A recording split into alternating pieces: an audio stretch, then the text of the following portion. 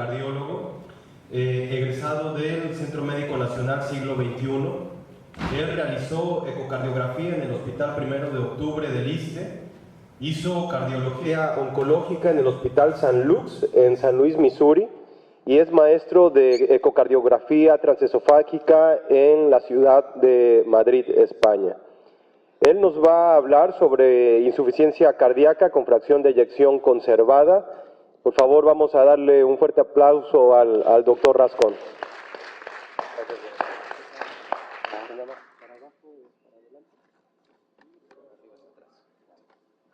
Hola, muchas gracias por la invitación al colegio.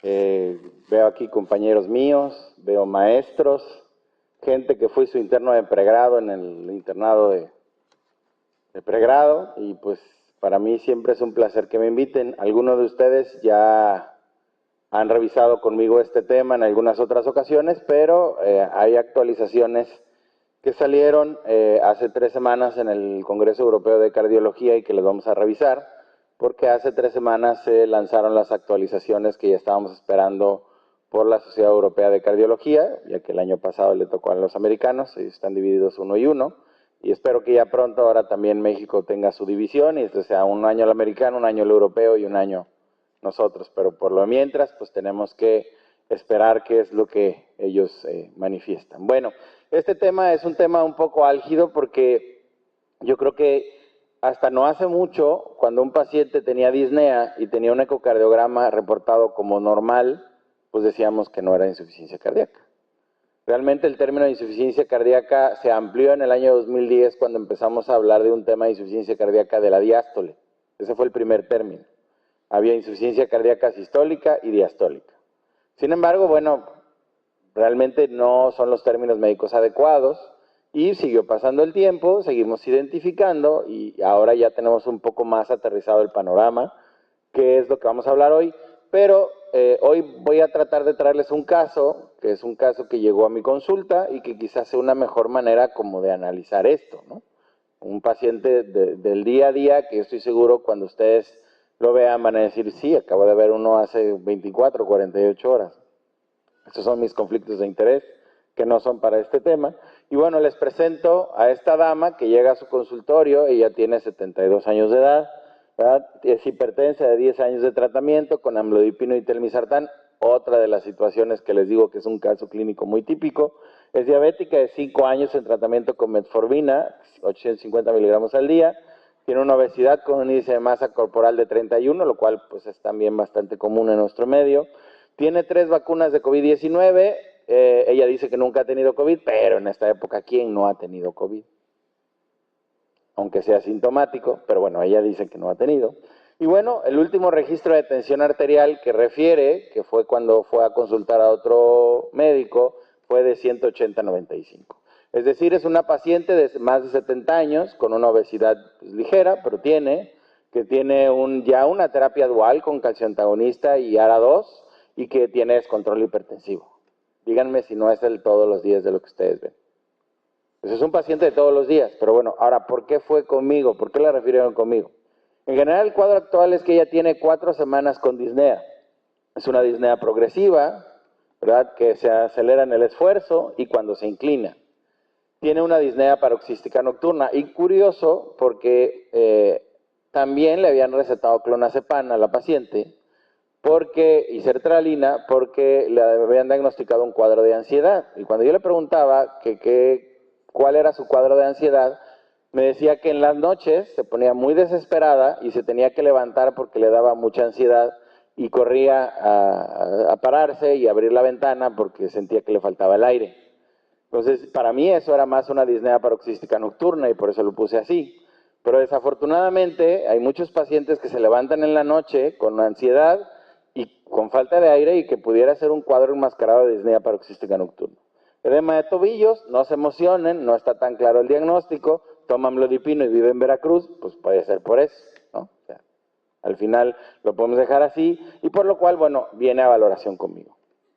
Este es su electrocardiograma de 12 derivaciones, en el cual el primer punto que nos tiene que llamar la atención es que, como sabemos, todos los electrocardiogramas de 12 derivaciones que se toman, entre que la señora se cambia se recuesta, se conecta y se imprime el papel, al menos tienen entre 3 y 4 minutos de reposo. Entonces es un electrocardiograma en reposo que tiene una frecuencia pues muy elevada. Además de que si contamos, y específicamente, tanto ya sea en el Cornell o el Sokolov, tiene datos de hipertrofia ventricular izquierda y puede tener cierta sobrecarga, ¿verdad? Pero lo primero que debe llamar la atención es que ningún paciente en reposo tiene que estar con esta velocidad, o sea, al menos deducirlo, ¿no? Estos son sus laboratorios, nada que nos llame la atención. La realidad es que aquí tenemos muchos pacientes así, que tienen sobrepeso, pero no tienen hipercolesterolemia. Curioso, ¿verdad? Porque como que... Pero también tenemos mucha dislipidemia familiar. Entonces, pues bueno, esos son sus laboratorios. Realmente son cosas que vemos que no, para ser un diabético, una hipertensa, con grado 1 de obesidad y tener 74 años, pues es algo que pudiera pasar desapercibido. Esa es la radiografía y yo siempre pongo esta radiografía, aunque es muy mala, pero es siempre les digo lo mismo, o sea, y eso les digo, aquí hay varios de mis maestros de la universidad, varios que fui su interno de pregrado, y vemos estas radiografías. Y yo me acuerdo cuando estaba en la Facultad de Medicina me decían, si no tiene la técnica de un tórax posterior anterior, los resultados no pueden ser interpretables. Y eso lo dice el libro de radiodiagnóstico, en eso estamos todos de acuerdo. Pero las radiografías vienen así, esta es una radiografía de una última hospitalización que tuvo la señora. Pues lo que quieran. Mala técnica, mala identificación, rotada, mal angulada, con artefactos encima que son los cables. Entonces, bueno, pues si a ustedes les ayuda, está bien. La realidad es que honestamente yo siempre la pongo porque no me ayuda para nada. Pero bueno, este es el ecocardiograma que tiene la paciente. Se ve un poco lejano, pero bueno, tiene una fracción de eyección del 54%, pero bueno, como pudieron ver ahí, tiene una buena movilidad, pero lo que sí tiene es que tiene una gran hipertrofia. Es decir, vean nada más como, aunque se contrae bien, vean nada más este grosor de las paredes que tiene. Y bueno, eso, pues, lo que les decía yo, o sea, un paciente con disnea y con fracción de eyección conservada, casi le podíamos poner el tache y lo pasábamos para una espirometría. Y decíamos, es que le falta el aire porque está gordito. Bueno, sí, en el trasfondo, el tener obesidad causa disnea, pero, o sea, actualmente ya conocemos un poco más qué es lo que vamos a hablar del mecanismo, ¿no? Y bueno, estos son los datos que nos reportan una hipertrofia, pero bueno, no le sorprende a alguien que tenga hipertrofia, porque tiene 74 años y hipertensa, tiene una fracción de eyección del 54%, pero me voy a centrar mucho en esto, que es que se categoriza en una función diastólica grado 1. Nosotros recordamos, en ecocardiografía hay 3 grados de función diastólica. La normal, son 4. La normal, la 1, que es la menos peor, por decirlo de una manera, no tan agresivamente, la 2 y la 3, que obviamente entre más cercano al número mayor es peor. Pero es lo que insisto, es un paciente con buena fracción de eyección, con buena fracción de movilidad, con hipertrofia, con una disfunción diastólica ligera, no hubiéramos sospechado de insuficiencia cardíaca en ella. Le hubiéramos mandado una espirometría, le hubiéramos mandado a adelgazar, ¿no? O sea, les digo porque me ha tocado. Pero bueno, aquí hay ciertos puntos que vamos a tocar y aquí sí lo vamos a ampliar un poco más para entender. Quiero que veamos bien estos 3 puntos porque son los puntos que siempre que pidan un ecocardiograma lo tienen que solicitar. La relación E', que ahorita vamos a ver qué es, el volumen auricular izquierdo y la velocidad máxima de regurgitación tricuspidia, porque ahí es donde está el diagnóstico de este tipo de insuficiencia cardíaca. Es decir, la insuficiencia cardíaca no es tener daño miocárdico, ese es un tipo de insuficiencia cardíaca. La insuficiencia cardíaca de este tipo se diagnostica con estos 3 puntos y ahorita los vamos a explicar. Todos hemos visto esto, lo vimos, varios que son aquí mis profesores tuvieron que batallar para que yo me lo metiera en la cabeza cuando estaba en la universidad, ¿no? Los veo por aquí, ¿no? Y a decir, míralo ahora, ¿no? Sí se puede. Pero bueno, aquí básicamente lo que quiero que vean, y nos vamos a centrar en el punto que está en naranja, que es la diástole. Y este es un diagrama que está adecuado porque es el famoso diagrama de Vickers, pero con el ecocardiografía encima, ¿no? Vemos aquí cómo está la diástole y vemos las 2 fases generales de la diástole, ¿no? El llenado rápido, que es la onda E, y el llenado lento, que es la onda A. Claro, tenemos una fase de relajación isovolumétrica, que es este parte que está aquí en medio, que no hay volumen, no, porque por eso se llama isovolumétrica. O sea, ya me relajé, pero todavía no expulso volumen. Y a partir de que empieza el volumen hay un llenado rápido y un llenado lento, y esto se hace colocando el Doppler a nivel de la válvula mitral. Y básicamente esta es la diástole que conocemos. Y lo estoy poniendo así porque así les voy a explicar cómo actualmente en ecocardiografía tenemos que ver más cosas para decir la diástole y no nada más función 1, 2 y 3. Ahora, los pacientes que tienen diabetes e hipertensión tienen fibrosis miocárdica. Ahora, ¿cómo lo sé? Bueno, ¿se acuerdan del ecocardiograma de la señora con el septum que les mostré? Se veía muy grueso.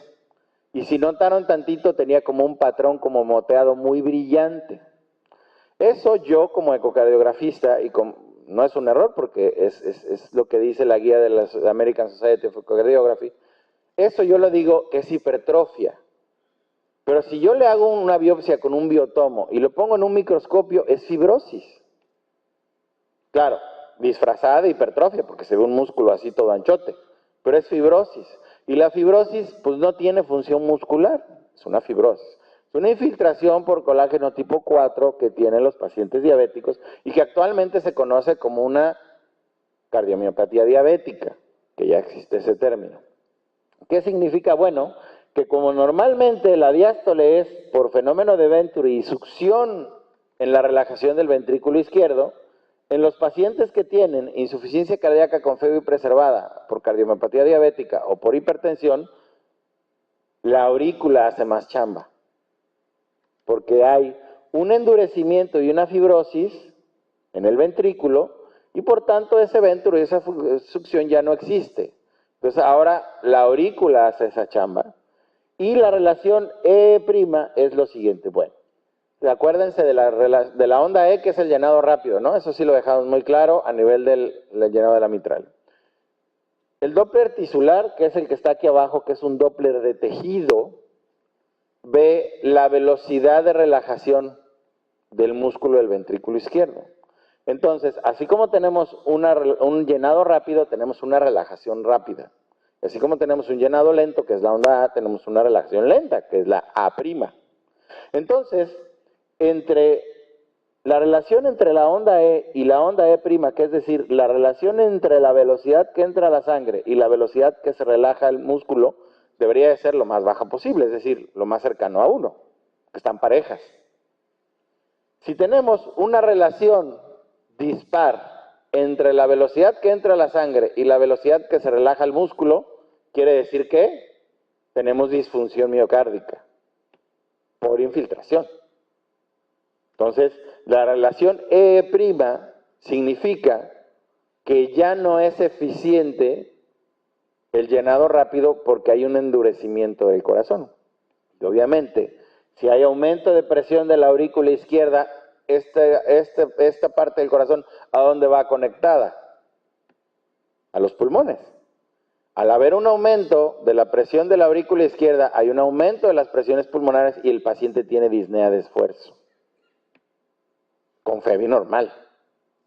Por eso es importante tener y espero que haya sido claro este tipo de ejemplos, porque al final es algo, la importancia del por qué pedir ese dato, que actualmente no es muy reportado en ecocardiografía, pero este dato, el doctor Sherif Nagué lo publicó en el año 1999. O sea, ya tiene mucho tiempo la relación E'. Bien. Ahora, por ejemplo, vemos 3 puntos principales que les decía yo. La velocidad máxima de regurgitación tricuspidia, es decir, qué tan veloz se regresa la sangre del ventrículo derecho a la aurícula izquierda. ¿Por qué? Porque las cavidades derechas, ¿a dónde van conectadas? A los pulmones. Y si el pulmón tiene congestión, ¿a dónde se va a ir? A las cavidades derechas.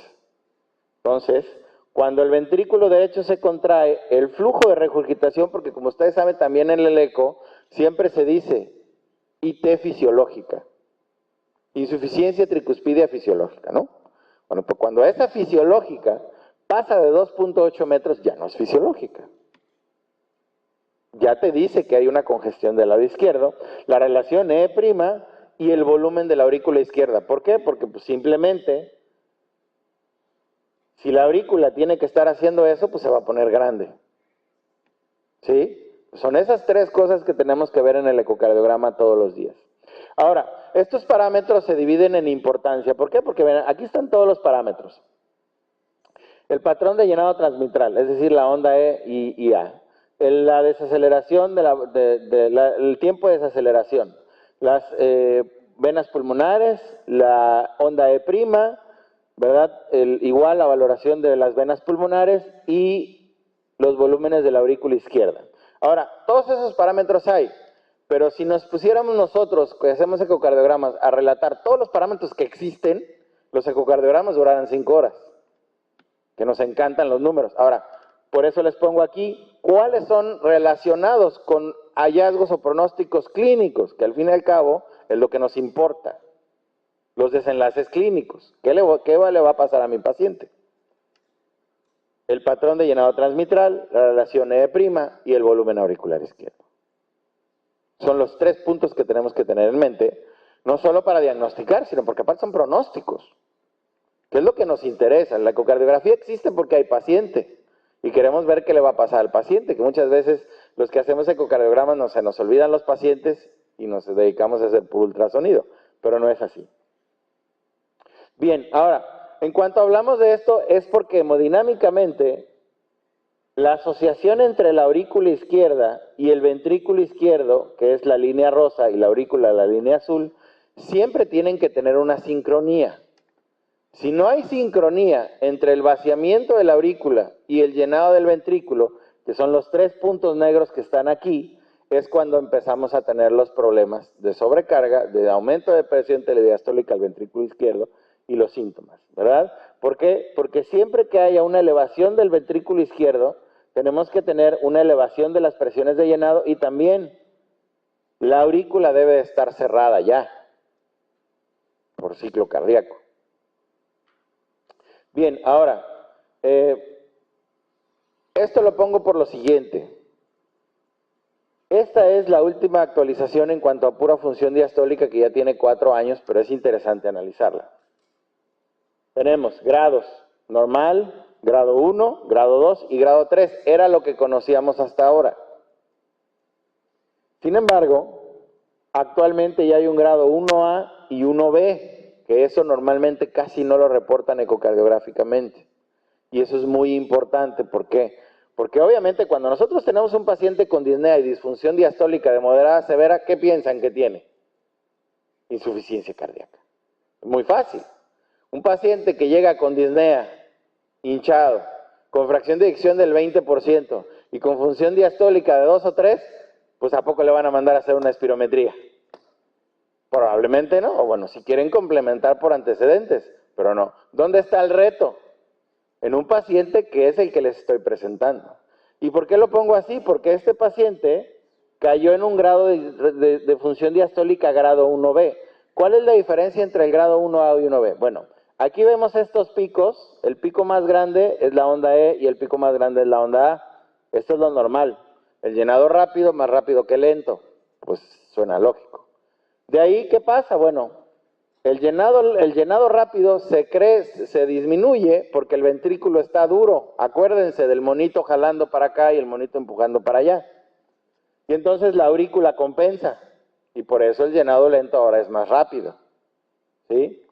En el caso del grado 2, bueno, hay como regresar, por eso muchas veces se denominaba como pseudo normal, porque otra vez el llenado rápido está más rápido y el lento está más lento, pero están disminuidos de velocidad los dos. Y ya el grado 3, pues es cuando el llenado rápido es excesivamente rápido, pero es porque el llenado lento no existe porque la aurícula ya se cansó. Es demasiado ya. Bueno, pues la diferencia entre el 1A y el 1B, si se dan cuenta, los picos están casi iguales. Sin embargo, la duración del llenado rápido es menor. Si el llenado lento o la desaceleración es menor de 80 milisegundos, la presión en cuña de la pulmonar es más de 18. Y es lógico, ¿por qué? No le da tiempo a la aurícula de vaciarse. Y la sangre que no vacía la aurícula, ¿hacia dónde se va? Para atrás. ¿Y qué está atrás de la aurícula? Los pulmones. Pues ya no tiene tiempo de vaciarse. Es decir, es como cuando estamos en casa, ¿no? Y estamos con la esposa acá y hay que hacer esto, hay que hacer lo otro. Y, oye, pero ya se necesita, oye, te estoy ayudando y todavía me estás correteando. Pues aquí le dice a la aurícula, oye, todavía te estoy echando la mano y me correteas, ahora ya no hago nada. Igualito aquí. Y este dato es muy puntual y es prácticamente la diferencia entre el grado 1A y el 1B. Y el grado 1A y 1B, pues vean la diferencia que tiene. Y es nuestra paciente. Y obviamente también, este es un ecocardiograma de ejercicio en bicicleta ergonométrica. Y vean cómo un paciente tiene una relación grado 1 y vean cuando le aplicamos 20 watts a la bicicleta, cómo pasa a ser un grado 2. Esto es muy sencillo para hacer en el consultorio. Personalmente, ¿qué hago? Le subo las piernas 5 minutos y continúo con el ecocardiograma. Al aumentar el retorno venoso, si el paciente pasa de un grado 1A, 1B a 2, pues el paciente tiene insuficiencia cardíaca. Con fiebre preservada, pero la disnea es cardíaca. Y obviamente responden al tratamiento. Pero bueno, en algunos lugares que se cuenta con la bicicleta ergonométrica se puede realizar un eco de esfuerzo y con eso pueden despejar su duda, si tienen la duda de que sea disnea de esfuerzo.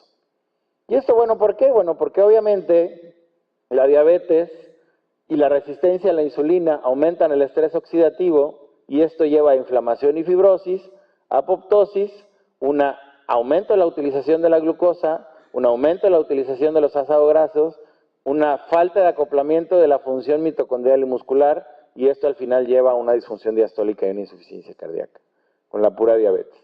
¿Por qué? Bueno, porque al final los receptores GLUT que se encuentran a nivel de la membrana del cardiomiocito mandan señales de que hay una resistencia a la insulina y esto aumenta la oxidación de la glucosa y la oxidación de los ácidos grasos, precipitando una fibrosis y un desacoplamiento mitocondrial. Y esto es a lo que lleva la fibrosis y la disfunción miocárdica. Es decir, ¿se acuerdan? Volvamos al ecocardiograma de mi paciente. ¿Se acuerdan?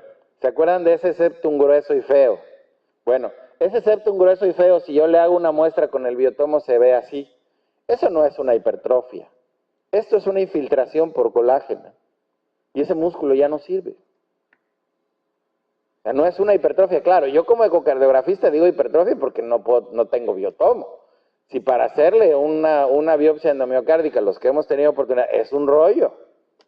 Es un rollo porque hay que tener riesgo, porque cuando metes el biotomo puedes arrancar un músculo papilar de la válvula tricúspide. Es un rollo. No podemos estar haciendo biopsias a todos los pacientes, pero si pudiéramos así sería. Y entonces, ¿esto qué hace? O cómo se ve todavía ultraestructuralmente, la titina, que es la base muscular de todo el sistema de contracción, que básicamente es esto, es como si aquí pusiéramos esto y encima pusiéramos una computadora. La computadora es la actina, la miosina y la troponina con el calcio, haciendo el palanqueo, y esto es la titina. Si esto está duro o esto está flojo, la computadora de encima tiene riesgo de no funcionar. Igualmente, esta filtración a nivel ultraestructural hace que la titina esté endurecida y tiene este fenómeno de endurecimiento pasivo. Y esto es lo que hace la disfunción miocárdica en los pacientes. Ahora, ¿cómo la diagnosticamos? Bueno, este es el esquema de HFpEF score. Muy sencillo, lo aplicamos. Vamos a ver, acuérdense de mi paciente, ¿eh?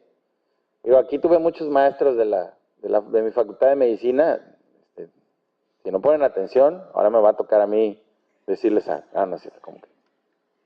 Ok, ¿la señora tiene índice de masa corporal más de 30? Sí, 2 puntos.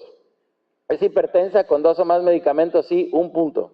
Hasta ahorita no le he detectado fibrilación auricular, hasta ahorita no le he detectado hipertensión pulmonar, tiene más de 60 años, sí, otro punto, y tiene una relación E', tenía de 13, es más de 9.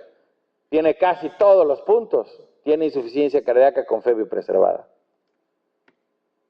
Punto. El diagnóstico de insuficiencia cardíaca con fiebre preservada en un estadio C hipertensión arterial descontrolada y diabetes mellitus tipo 2. Ahora, ¿qué hacemos para evaluar a estos pacientes? Bueno, esta es la mnemotecnia PEF, que significa preservada. Hay que hacer una preprueba, es decir, siempre la anamnesis y los síntomas nos van a decir qué tiene. Y la sospecha diagnóstica está basada en síntomas y en signos. Hay que saberle rascar y ese es el arte de la medicina. Ganarte al paciente, ser empático para que verdaderamente te diga lo que le pasa.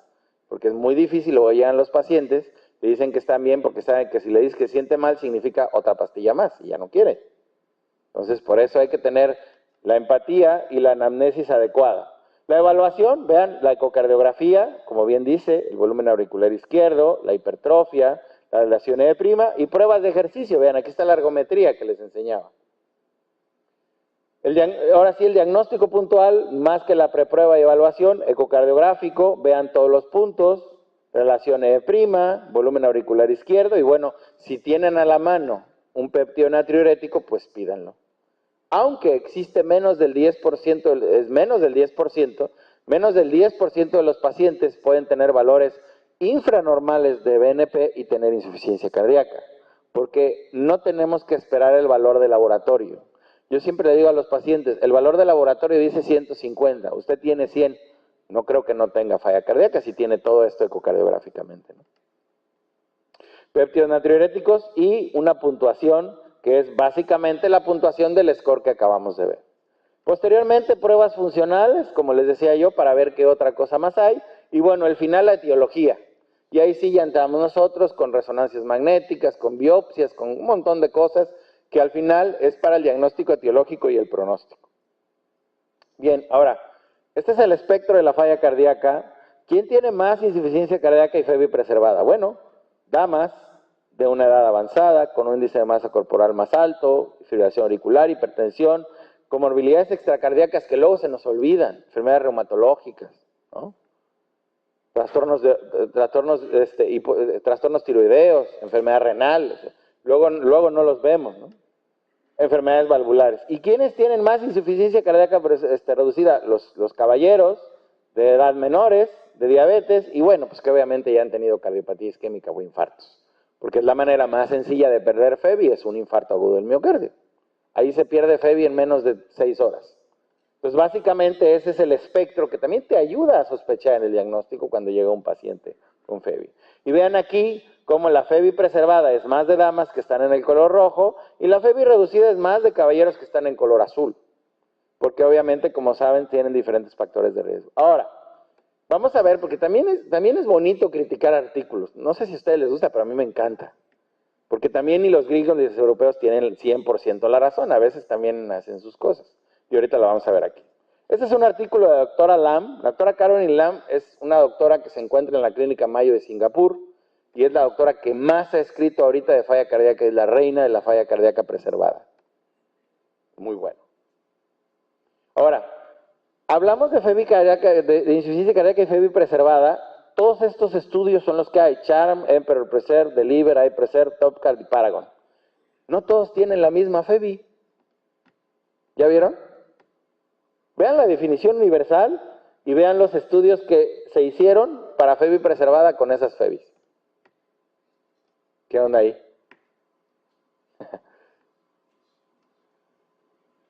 Por eso las guías son eso, una orientación, pero no es 100%. Y vean esto. Ahora, ella dice que en un futuro la insuficiencia cardíaca, como ya hay medicamentos para tratarla, va a ser con FEBI o fracción de eyección normal o por abajo de lo normal. Recordemos que la FEBI normal para la Sociedad Americana de Ecocardiografía es para damas arriba de 54, para caballeros arriba de 52. Bien, ahora, pues es lo que les decía yo, obviamente la reducida y la preservada tienen sus fenotipos y es bien importante fenotipificar a estos pacientes para tener una mejor sospecha. Dependiendo del fenotipo que tenga, es la sospecha que van a tener. Y bueno, lo que les decía yo, hace 2 semanas presentaron la guía de actualización de insuficiencia cardíaca para el tratamiento de insuficiencia cardíaca europea que le tocaba este año. Y bueno, básicamente seguimos con el mismo criterio de fracción de eyección, se sigue ocupando, ¿verdad? una fracción de eyección reducida abajo del 40, ligeramente reducida de 41 a 49, preservada arriba de 50. ¿Y qué es? Signos y síntomas, FEBI arriba de 50 y evidencia funcional de anormalidades consistentes con disfunción del ventrículo izquierdo, aumento de las presiones de llenado o péptidos natriuréticos. Es lo que les acabo de explicar. Pues caemos en la definición. Ahora, ya tenemos la sospecha. ¿Qué le vamos a hacer a la paciente? Porque ahí está, estamos platicando con ella y lo que quiere es sentirse mejor, que es al final. Vamos a ir con ella. Para empezar, según este algoritmo que es el de la guía, vemos cómo siempre sospechamos de insuficiencia cardíaca y es importante, independientemente del péptido natriurético, el eco para la FEBI, porque dependiendo de la FEBI es el tratamiento. Tenemos que categorizar qué tipo de tratamiento es, porque el de arriba de 50 es un tratamiento y el de abajo de 40 es un tratamiento y el de 41 a 49 es otro tratamiento. Y ahorita lo vamos a ver en el guidelines. Ahora, clínicamente, y siempre traigo esto porque no se nos debe de olvidar la clínica, pues. O sea, de eso vivimos y nos gusta. Es el chismecito que decimos, ¿no? Con el paciente. ¿Qué tanto es tantito? ¿Qué tanto aterrizamos? Vean nada más la sensibilidad y especificidad para diagnosticar falla cardíaca de los síntomas. Digo, por eso tenemos auxiliares de diagnóstico. Porque verdaderamente los síntomas sirven para sospecha, pero pues vean la sensibilidad y la especificidad que se tienen. O sea, no es algo que sea evidente. Claro, cuando los combinamos todos, pues obviamente se elevan. Pero bueno, el síntoma pivote que tenemos que tener es la disnea de esfuerzo. ¿Por qué? Porque al tener un endurecimiento de la titina y un endurecimiento de la fibra muscular, una fibra muscular endurecida va a demandar más o menos oxígeno, más o menos energía. Pues más energía para funcionar, porque está disfuncional. Y entonces, por tanto, esta alteración de la cadena de electrones, y tenemos que recordar que el 95% de la energía cardíaca está relacionada al ciclo de Krebs. O sea, es aeróbico totalmente. Y entonces, pues obviamente, al necesitar más oxígeno por tener el endurecimiento de todas las fibras musculares, pues tenemos la intolerancia al ejercicio de los pacientes con insuficiencia cardíaca y FEBI preservada. Vean, lo mismo les enseñaba yo, clínicamente, independientemente de cualquiera de los puntos, aquí en este caso los signos que se pueden ver, prácticamente casi todos los signos tienen una sensibilidad y una especificidad baja, excepto obviamente el tercer ruido, pero clínicamente también puede costar trabajo, es el que específicamente es más, aunque tiene una sensibilidad sumamente baja. Los signos radiológicos, bueno, vean cómo también la sensibilidad y especificidad se eleva más que la clínica. Sin embargo, pues todavía tienen una sensibilidad y una especificidad que no es adecuada. Claro, cuando combinamos clínica con una radiografía bien tomada, pues evidentemente más. Pero bueno, ahora sí vamos a hablar del tratamiento. Y vean nada más la chulada de tratamientos que hay para FEBI reducida. Todos estos son buenos tratamientos. Todos estos estudios que ven aquí. Sol, Charm, Copérnico, Civis, Merit, Emperor, DAPA, Heart Failure, Emphasis, Rales, Paradigm, AGEF, que es de la hidroclorotesía y la isosodía en el caso de los polimorfismos afroamericanos puros, el Victoria y el Galactic, todos. Pero vamos a ver en la FEBI preservada. Ahí empezamos mal. Hasta esto, el PEP, el Charm, el iPreserve, el Senior, el TopCat, no, el Paragon, con sus excepciones, pero hasta ahí no teníamos nada. Todavía hasta hace 3 años. Estamos hablando del 2020 aquí, 2021. Ahora, en marzo de este año salió esta recomendación de los americanos de la insuficiencia cardíaca con FEBI preservada, en donde básicamente designan que también existe, realzan que ya lo analizamos, que es el SCORE, y bueno, te dice que el mismo esquema que les hice yo con colores en grande, pues aquí lo mismo, ¿no? Hay que tener los síntomas y las sospechas, un ecocardiograma, péptidos natriuréticos, alteraciones de la función diastólica en estrés y como último diagnóstico especial de imagen, biopsias y trastornos genéticos, pero bueno, para diagnosticar ya la etiología. Pero básicamente es el mismo esquema que nos presentan aquí y bueno, obviamente te dicen de los estudios hasta el momento, el Deliver, el Emperor Preserve, el TopCat, el Paragon y el Charm Preserve, te dicen que prácticamente todos estos estudios fueron realizados, pero vean las FEBIs. Aquí fueron incluidos con más de 40, más de 40, más de 45, más de 45 y más de 40. O sea, ninguno de estos tenía I6FB preservada. Tenía ligeramente reducida. Pero así lo presentan. ¿Qué decían los gringos en marzo? Bueno, los gringos decían que ya hay una clase 1 para el ISGLT2. O sea, mi paciente tiene que tener ISGLT2 sí o sí. Y te dicen, bueno, usa el diurético para quitarle los síntomas, para descongestionarla, y de ahí razona lo siguiente. Bueno, si es un paciente hipertenso, ¿se acuerdan de mi paciente?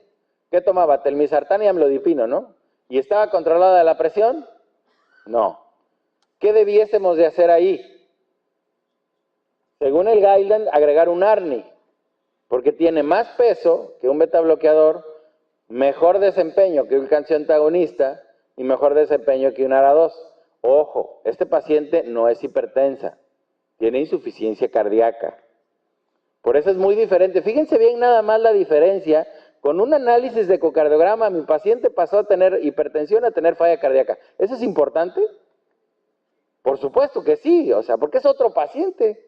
A mi paciente me la mandan y yo le estoy cambiando el nombre y el apellido. Le hice a Juan el Bautista en el consultorio y ahora hay que buscarle, ¿no? Ahora hay que buscarle la solución.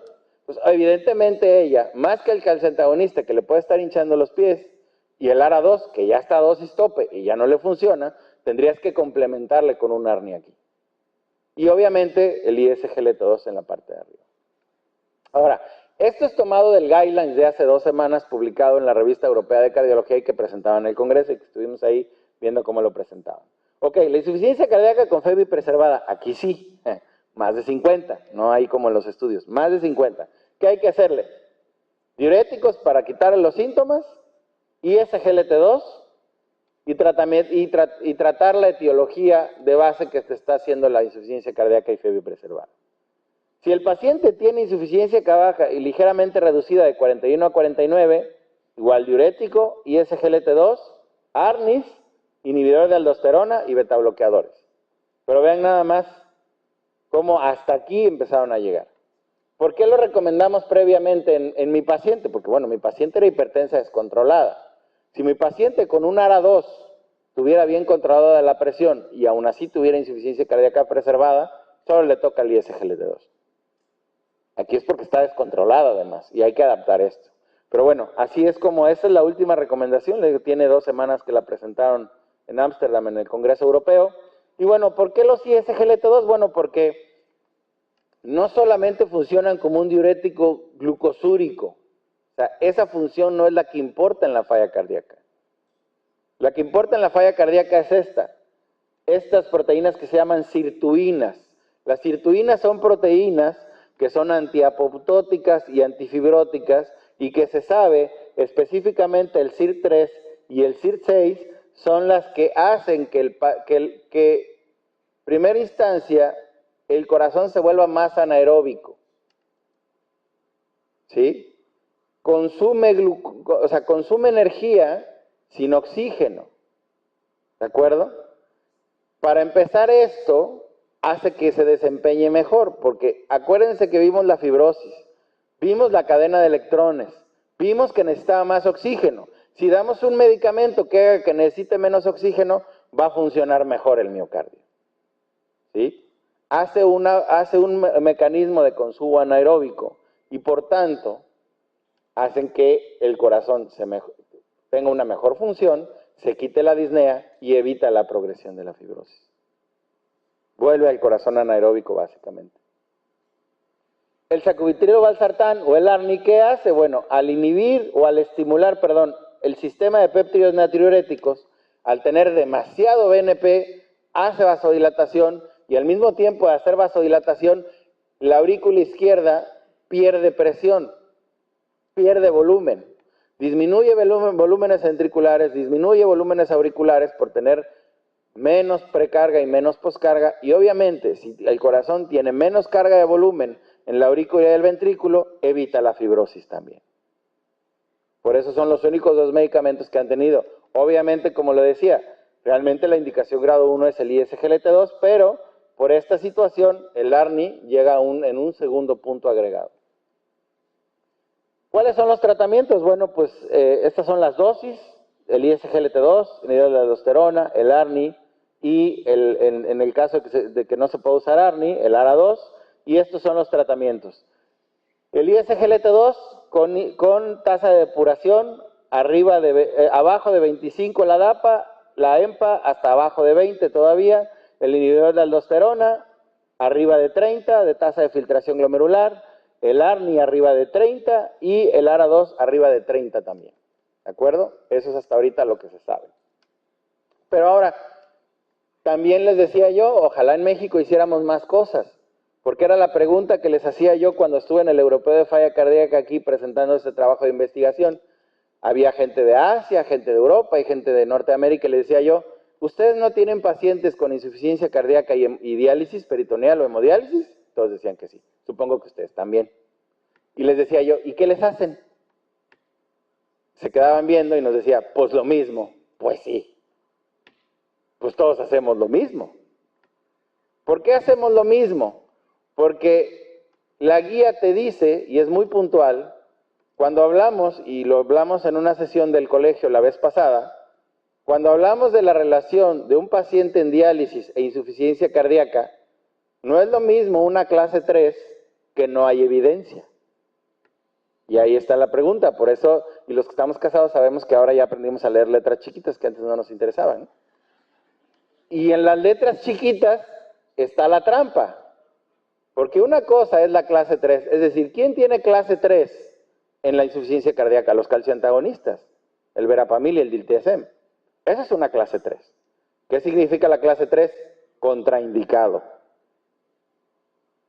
Y cuando leemos la relación de los renales con los medicamentos te dice, no hay evidencia. ¿Qué hicimos aquí? Bueno, nosotros hicimos un estudio de investigación aquí en Veracruz sobre la eficacia y la seguridad del sacubitrilo valsartán en pacientes con insuficiencia cardíaca y fiebre reducida en hemodiálisis. ¿Y qué presentamos? Bueno, fue lo que presentamos allá. Prácticamente 110 pacientes incluimos en el estudio. Ahí estábamos con nuestro mejor Peak English que teníamos, que aprendimos en escuelas públicas mexicanas, pero pues nos sirvió para comunicarnos. ¿Y qué encontramos? Bueno, esta es la tabla de características basales, no había diferencia entre ningún grupo, que era importante. Lo que sí, las FEBIs eran menores en el grupo que tenía sacubitrilo valsartán, y vean la diferencia de la mortalidad de 2 años de seguimiento. También, ¿cuál es el problema cuando usamos sacubitrilo valsartán en la falla cardíaca? Que te dicen que hay que llegar a 200. ¿Actualmente alguno de ustedes tiene un paciente con sacubitrilo valsartán 200 cada 12 horas? Se hipotensan. Estos pacientes no. Estos pacientes, ¿cuál es el problema del hemodialítico? Que siempre está hipertenso. Entonces toleran más medicamento y obviamente la relación mayor dosis, mayor beneficio, pues sí les llegó. Y esto está publicado en el suplemento de la Revista Europea de Falla Cardíaca de este año. También publicamos en la Revista Mexicana de Intervencionismo Coronario, Estructural y Ritmo Cardíaco este estudio sobre la eficacia de los ISGLT2 en pacientes con ICE y FEBI reducida en terapia asistiva de función renal en hemodiálisis. ¿Y qué encontramos? Lo mismo, no hubo diferencias estadísticamente significativas. También había una FEBI menor en los pacientes con ISGLT2 y vean la diferencia de hospitalización a 1 año. La primera pregunta que me hacían, ¿y un ISGLT2 en un paciente que no orina? Bueno, ya se las contesté previamente. Porque no es nada más el efecto del diurético glucosúrico lo que tú buscas. O sea, es la inhibición de las sirtuinas lo que estás buscando. Y por eso tienen este efecto. Y actualmente tenemos ya algunas líneas de investigación que vamos a presentar este año también con mismos pacientes. Ahora, ya para concluir, no quitarles más el tiempo porque también tenemos otras mejores ponencias después, tenemos que considerar que cualquier tipo de disnea es una potencial falla cardíaca. No se vayan con la FEBI. Entiendo que hay que hacer espirometría, sí, pero también hay unos datos muy importantes. Recuerden que normalmente estamos diagnosticando falla cardíaca en el estadio C, y eso es bien malo. Ya estamos muy avanzados. La disnea de esfuerzo es el síntoma pivote. ¿Cuántos de ustedes no ven diario un paciente hipertenso que les dice que antes subía 4 pisos y ahora nada más al piso y medio y ya se está cansando? Es de todos los días en la consulta. Todo paciente con hipertensión y disnea amerita un ecocardiograma para búsqueda de indicios específicos o péptidos natriuréticos, si se puede, pero ahora ya saben qué pedir en su ecocardiograma. El inicio de la terapéutica fundacional ya está también para FEBI preservada y actualmente ya contamos con herramientas terapéuticas que en el 2021 no contamos. Yo les agradezco mucho la atención, espero que les haya agradado, espero haberles aclarado algunas dudas y con gusto estoy abierto al micrófono para preguntas.